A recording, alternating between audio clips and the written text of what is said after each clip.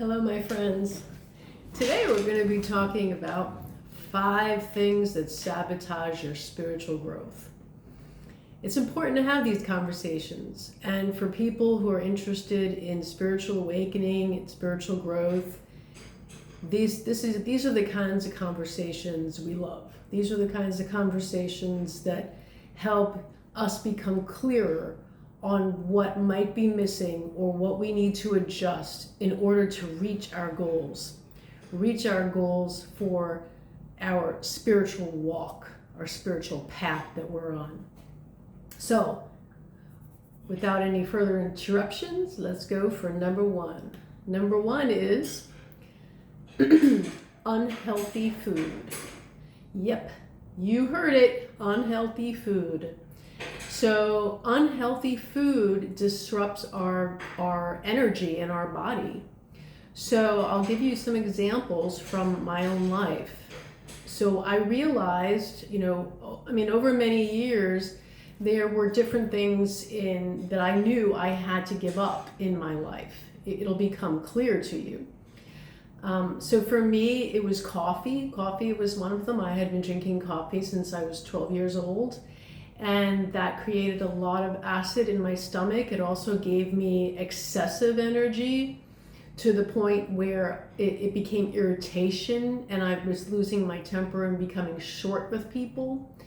And that's just it's not conducive to a great spiritual walk, becoming, who I really wanted to be on this planet. So I knew that had to go. And then there are various foods that, you start to realize just don't feel right. They don't feel right when you consume them. So another example would be sugar. So consuming too much sugar for me just doesn't work. And carbs break down as sugar.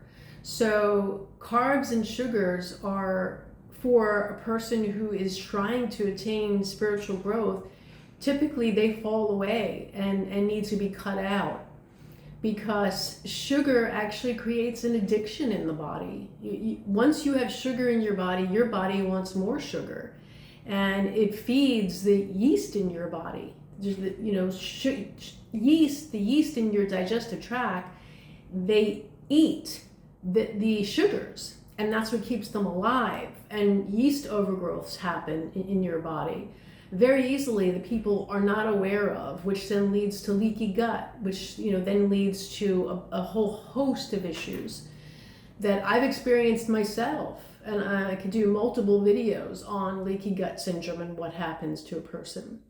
So you begin to understand, and your foods may be the same and then also different, but you begin to understand that additives, so that's another one right there, additives to foods, they just don't feel right in the body anymore. They're slowing you down. They're stopping you from, the becoming what you want physically in whatever exercise you do, but also it's interrupting, your mind, interrupting you may be giving you brain fog. I mean, it's the way we are beings that where we want to run like a fine-tuned machine. And over time you begin to understand that these things are holding us back from our mental potential, our spiritual potential, our physical potential. And so we drop them. So that very first thing is unhealthy foods, and foods that are unhealthy to us. Each person is different. The second thing that we should really talk about is distractions/addictions. So this one, can be addictions. Of course, we know alcohol, drugs, gambling, sex, shopping. These are all addictions that can consume people to the point where they can ruin their lives. That's pretty obvious to most of us out there. But then the thing is that are not as quite as obvious are the distractions. And addictions are distractions. They're always, when people have addictions, serious addictions, you know that there's underlying trauma that they're trying to get away from. And they need good psychotherapy. They need some energy work. They need the things and the support to help them release that trauma so that they no longer run to those addictions to escape from the pain that they might not even realize is underneath the current inside their bodies. So the distractions that a lot of other people have are distractions to scrolling, on your phone, distractions by binge watching and watching things that, for hours on end. Anything, any action that takes up a really hours of your time per day and it's not constructive is considered a distraction, something that takes you away from your creativity, from your focus towards living a healthy life, whatever that might be. Those distractions, and they're different for everyone, those are the things that need to fall away. They need, you need to shine a spotlight on them and figure out what they are, and scrolling and watching YouTubes can be a distraction. And there are days, where they can become a distraction for me. I mean, I'm always researching to a certain extent, but where I could just feel out of sorts and then catch myself watching too many YouTubes to where it's taking up too much time, and that's not healthy. So each person is different. Social media is a huge one, being on social media for hours and hours on end with all kinds of stupidity really that's on social media is another huge distraction. Okay, so number 3, a sedentary life. People don't realize how much a sedentary life negatively affects not just your physical health, but your spiritual health, because it's all connected. Mind, body, and spirit are all connected. The hallmarks, the 3 pillars of a powerful spiritual life is a healthy body, a cleaned out, psychologically healthy mind, and a healthy spirit. A spirit where you're actually paying attention to what that spirit inside of you desires, who they are, what they want to do in life, the self that resides. Everything in this world is designed to keep us distracted from who we really are. Because think about it. If we became the powerful people that we are all meant to be, we would be unstoppable. No government would be able to hold us down. No religion would be able to hold us back. We would be able to do anything. And that's exactly what the people in power don't want you to be. So we must understand that this sedentary life is part of it. If you are sitting and just pulling in information behind the TV or on your phone and you're not moving, that life force cannot move through you. It cannot move through you. And when it doesn't move through you, you'll never achieve what it is that you came here to achieve. So it's really important to force.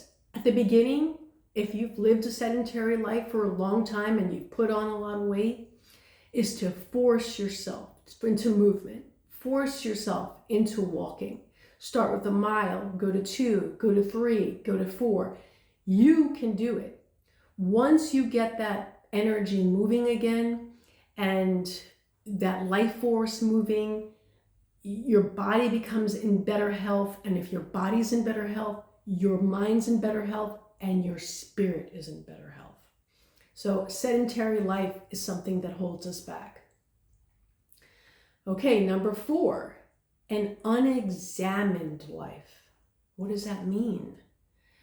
An unexamined life is living life without ever reflecting on it. Why do we think the things that we think? Why do we have those ideas in our head? Why do we have certain beliefs? Where did they come from? Did it come from our parents? Did it come from how we were raised? Do we really agree with those things? When you begin to look inside and examine, why do I feel the way that I feel? Why do I behave in certain ways? Why are there certain behaviors that are part of how I behave that I seem to not be able to control? What are the negative things that I might be doing that might be hurting other people around me or hurting myself?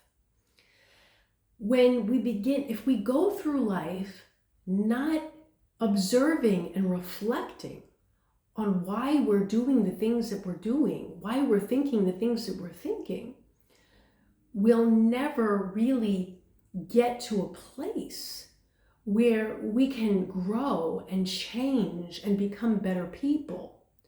So it's really important to have a reflective practice of some sort. And I strongly encourage journaling, is to every night get into a practice, 15 minutes. If you can do a half an hour, do a half an hour. Write out your thoughts. Write out how you feel. Suddenly, things will become so clear to you. Suddenly, the fears that you had will suddenly just unravel in front of you. And you'll begin to see why it is that you fear certain things, why you behave in certain ways. And this will give you your power back. So not examining, not looking, just acting and reacting is something that holds us back from living our true spiritual life and watching ourselves grow and change and maturing into spiritual human beings. Number 5, negative emotions. Negative emotions, they hold us back in so many ways.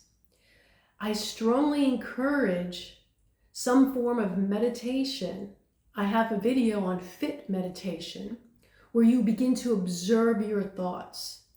When you begin to observe your thoughts, you start to understand how many negative emotions we have per day. And there's a whole host of them. If I sat here and made a list for you, it would go on forever, which I'm sure you're aware of. But I'll talk about a few. The first one is dissatisfaction. In the United States, where we have everything, dissatisfaction is epidemic.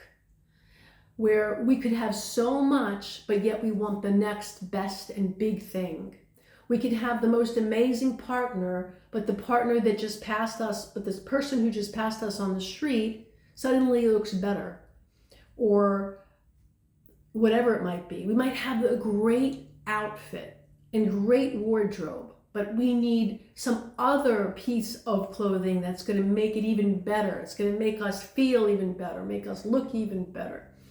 That dissatisfaction with what we have is a negative emotion. And we can counter that by gratefulness, by being so grateful for this cell phone that's taping me right now. So grateful for the things I have in my life that I don't really need anymore. I'd rather simplify because I'm so grateful. Another negative emotion, and all negative emotions stem from it in one way or another, is fear.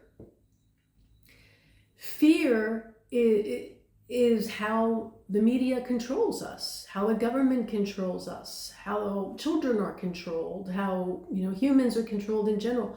Everything through fear. All negative emotions come from fear.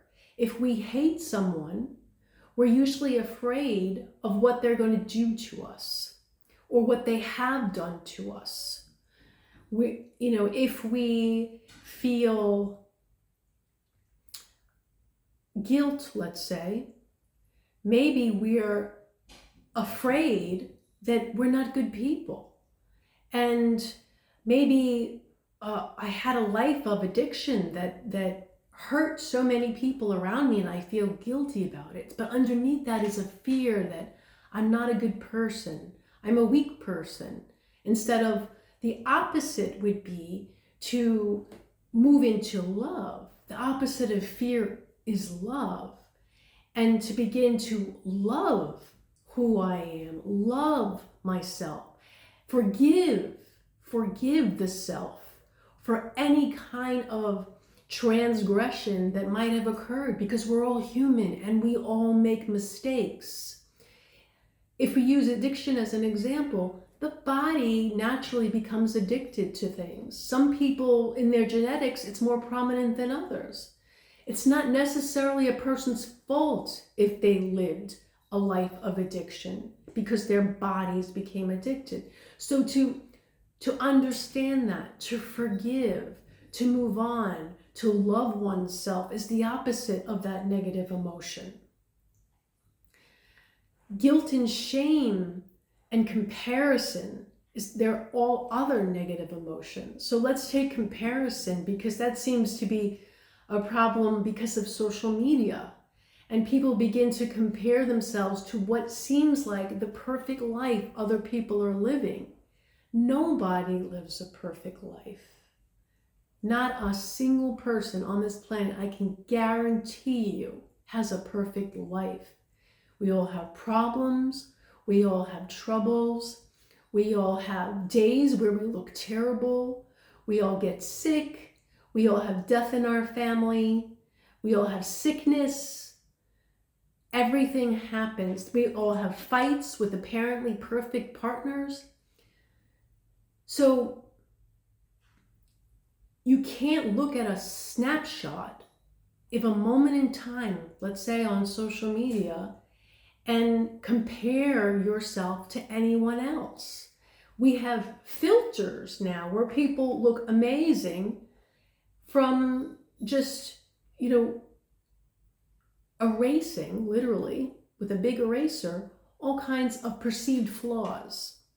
So the opposite of that comparison would be self-love, would be realizing that we all have faults and we all have great points, would be praising other people's great points and forgiving them for the things that aren't so great about them, So these are 5 things that we can concentrate on right here, right now. Just start to become aware of as you go through your day, to then adjust as you see fit.